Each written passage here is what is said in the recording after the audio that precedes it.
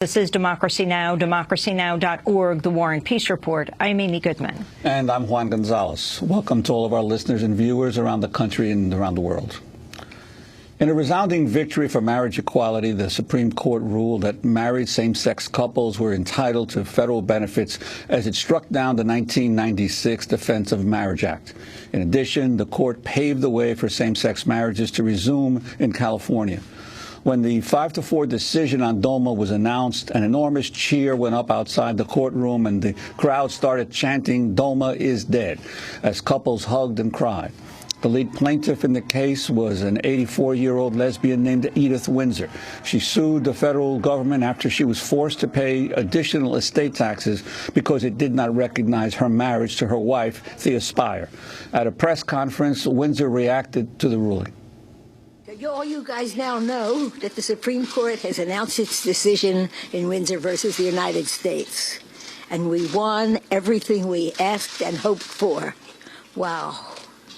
I'm honored and humbled and overjoyed to be here today to represent not only the thousands of Americans whose lives have been adversely impacted by the Defense of Marriage Act, but those whose hopes and dreams have been constricted by the same discriminatory law. Children born today will grow up in a world without DOMA. And those same children who happen to be gay will be free to love and get married, as Thea and I did, but with the same federal benefits, protections, and dignity as everyone else. If I had to survive Thea, what a glorious way to do it. And she would be so pleased. That was Edith Windsor. In his majority opinion in the DOMA case, Justice Anthony Kennedy wrote, quote, "The federal statute is invalid for no legitimate purpose overcomes the purpose and effect to disparage and injure those whom the state, by its marriage laws, sought to protect in personhood and dignity. By seeking to displace this protection and treating those persons as living in marriages less respected than others, the federal statute is in violation of the Fifth Amendment," he said.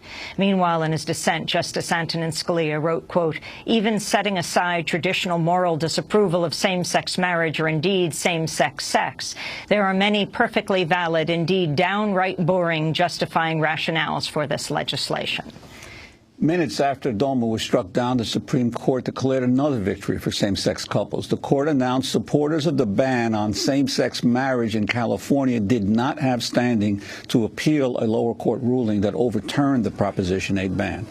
This effectively gives the green light for same-sex weddings to proceed in California, the most populous state in the nation. Plaintiffs in the case reacted joyfully to the verdict. This is Chris Perry, Jeffrey Zerillo, and Paul Katami.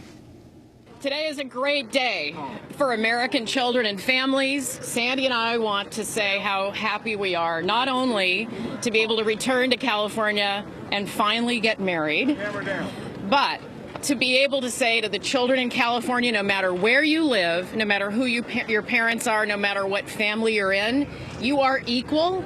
You are as good as your friends' parents and as your friends. We believe from the very beginning that the importance of this case was to send a message to the children of this country that you are just as good as everybody else, no matter who you love, no matter who your parents love. Today, the court said that I am more equal, that we are more equal. Our love is just like our parents and our grandparents, and that any children that we may have in the future will be more secure. So today is a good day. It's the day I finally get to look at the man that I love and finally say, "Will you please marry me?"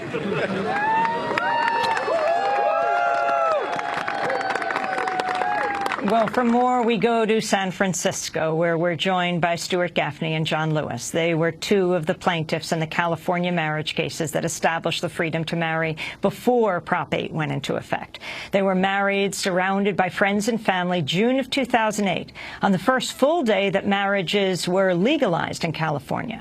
Both work at Marriage Equality USA. Stuart's the media director and John is the legal director. Stuart Gaffney and John Lewis, welcome to Democracy Now! Stuart, your response to what happened, because after you were married, well, there was a ban placed on marriages in California until, well, yesterday, when it looks like they will soon resume.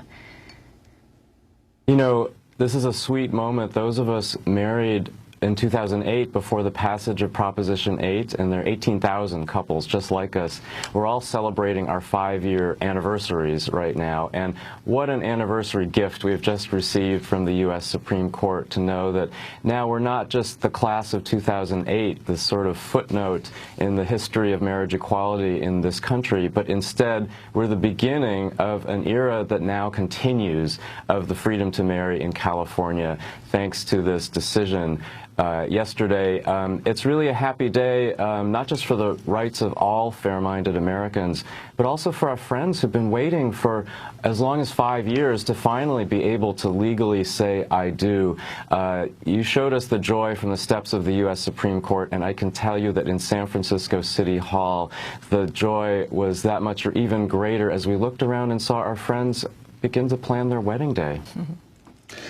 John Lewis, if you can, take us through the first court decision on DOMA, because the court did basically allow states that continue to ban same-sex marriages to do so. Could you talk about what the import will be across the country, both in states that currently ban same-sex marriage and those that don't? Well, what I thought was most striking about the DOMA decision was how much the court talked about the dignity and respect that should be due loving, committed same-sex couples. And in that case, they were talking about couples who are legally married already. And they said that this so-called Defense of Marriage Act, which injures loving, committed same-sex couples, that it demeans their dignity and that it is a humiliation for their children.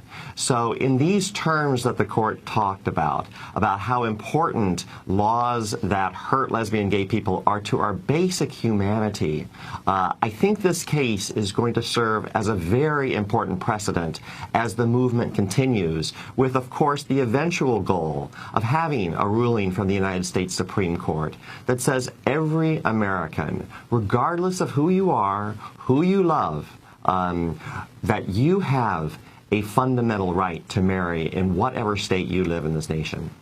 Justice Antonin Scalia used his dissent in DOMA to rail against the court's 2003 decision in the Lawrence v. Texas case that struck down the sodomy law in Texas. Scalia wrote, quote, "When the court declared a constitutional right to homosexual sodomy, we were assured the case had nothing at all to do with whether the government must give formal recognition to any relationship that homosexual persons seek to enter," unquote. Now we're told DOMA is invalid because it demeans the couple whose moral and sexual choices the Constitution protects, with an accompanying citation of Lawrence, he wrote. What exactly does this mean, John? Well, I think Justice Scalia mischaracterizes these cases. For hundreds of years now, the United States Supreme Court has built case law based on precedent. And what Lawrence did was it recognized that laws that actually criminalize the physical expression of love between two people of the same gender, they violate the Constitution, because the physical relationship between two people of the same gender is indicative of a relationship of an emotional bond that is far deeper. And what the court did today was it built upon that precedent, and it applied Lawrence to our loving, committed same-sex couples marriages. And so it was building on precedent just like the Supreme Court does today. And that's exactly what we expect the Supreme Court to do. I would note Justice Scalia is in dissent. A majority of the Supreme Court believes that laws that openly discriminate against same-sex couples under the federal laws, they do violate the constitutional rights of lesbian and gay people.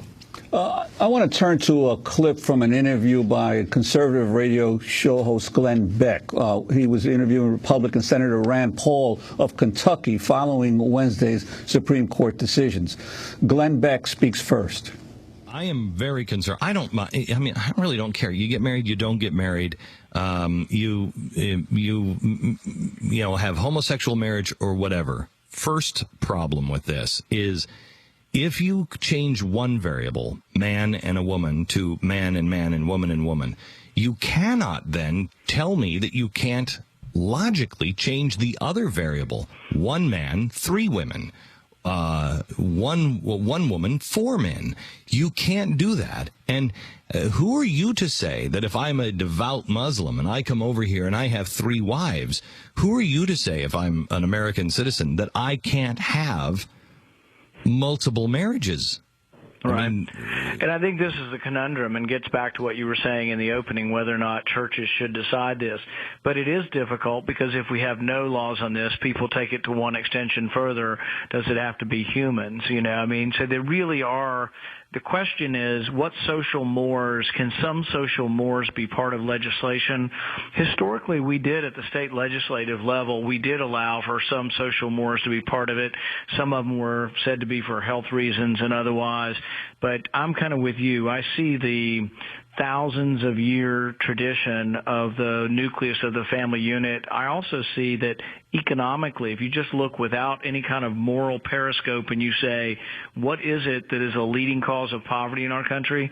It's having kids without marriage. The stability of the marriage unit is enormous, and we should not just say, oh, we're punting on it and marriage can be anything. Stuart Gaffney, your response to them raising the possibility, one, that this opens the floodgates for polygamy as well as the disintegration of the family.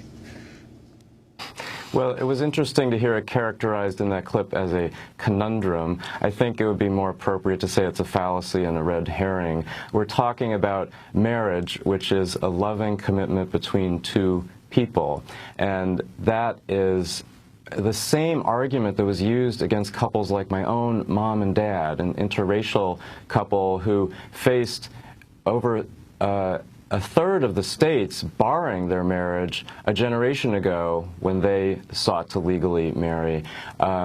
When those lawsuits were brought that finally overturned state laws banning interracial marriage and making my family legal in all 50 states, we heard exactly the same sorts of arguments about what about polygamy and also what about the children.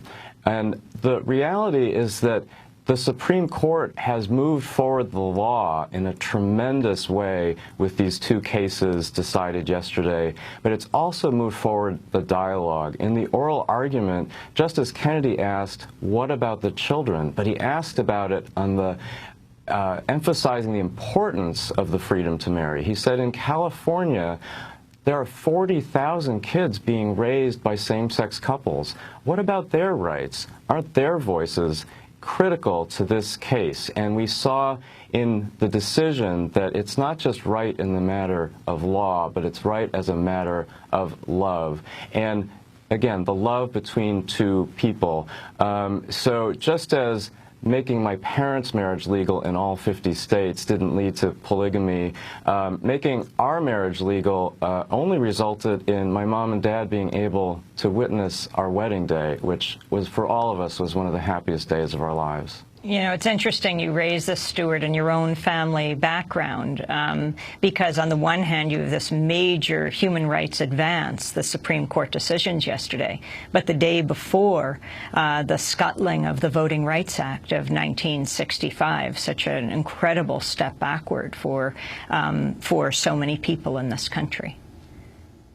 You know, we are very mindful as we celebrate the good news in these 2 marriage cases of how much work remains to be done. And so as we're part of a joyous celebration in the streets of San Francisco, and similar celebrations were held in over 75 cities all around the U.S. yesterday, we thought this is good news. We should mark this as a landmark day for our community and for all fair-minded Americans. And then tomorrow, we should roll up our sleeves and get back to work. There's clearly more work to be done.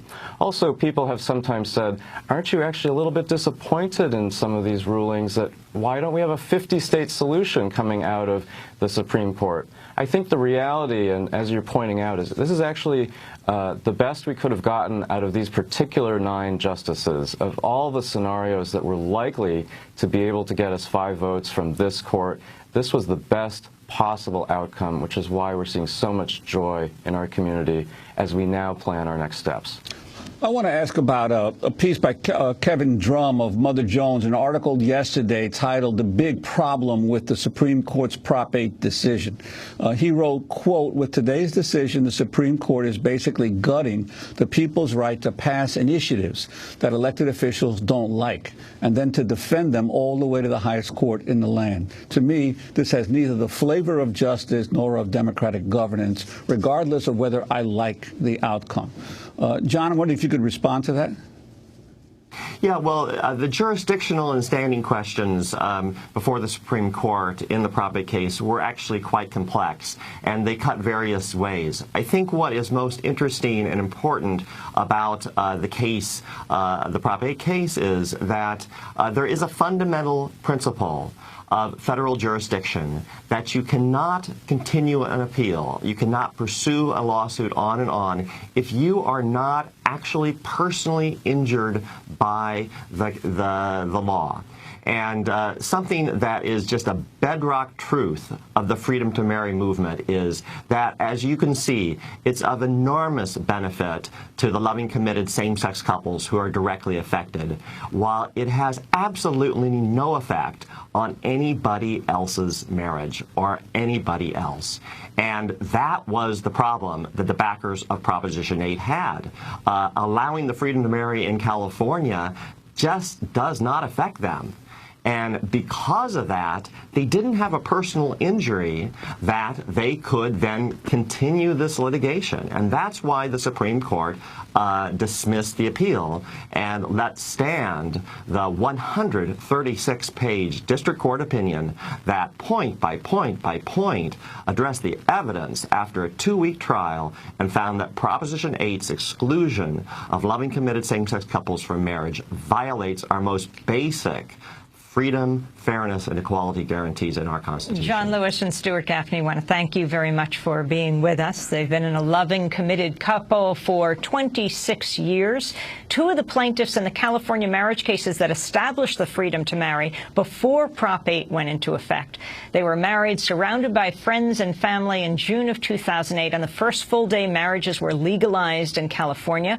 When Prop 8 passed, other same-sex couples were denied the right to marry. The backers of Prop 8 tried to retroactively invalidate their marriage too, but the California Supreme Court ruled that those marriages still stood.